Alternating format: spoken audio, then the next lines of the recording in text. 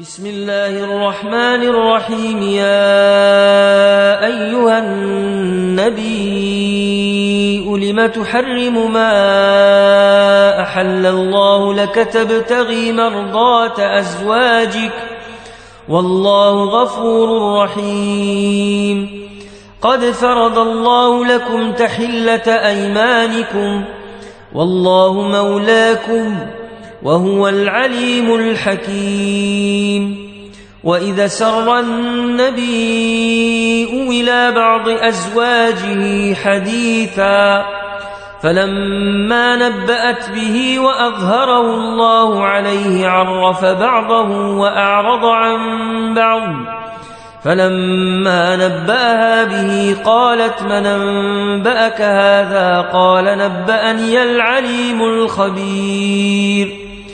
إن تتوبا إلى الله فقد صغت قلوبكما وإن تظاهرا عليه فإن الله هو مولاه وجبريل وصالح المؤمنين والملائكة بعد ذلك ظهير. عسى ربه إن طلقكن أن يبدله أزواجا خيرا منكن مسلمات مؤمنات قانتات تائبات عابدات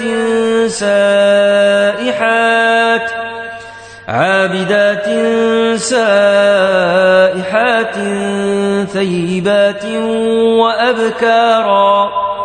يا أيها الذين آمنوا قوا أنفسكم وأهليكم نارا وقودها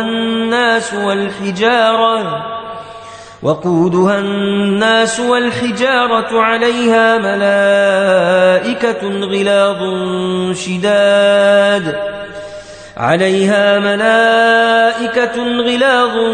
شداد لا يعصون الله ما أمرهم ويفعلون ما يؤمرون.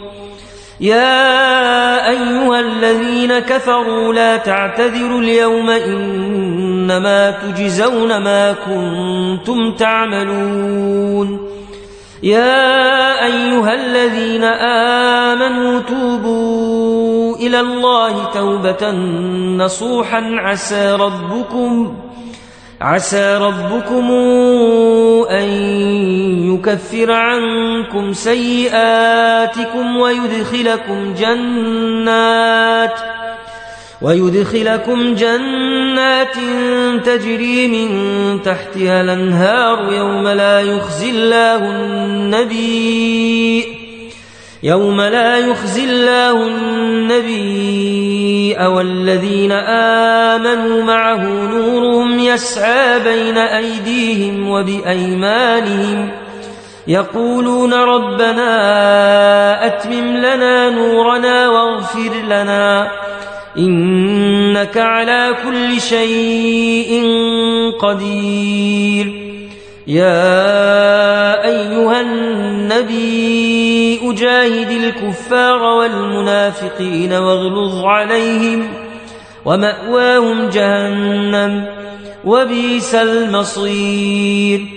ضرب الله مثلا للذين كفروا امرأة نوح وامرأة لوط كانتا تحت عبدين من عبادنا صالحين فخانتاهما فلم يغنيا عنهما من الله شيئا وقيل ادخلا النار مع الداخلين. وضرب الله مثلا للذين آمنوا امرأة فرعون إذ قالت رب ابن لي عندك بيتا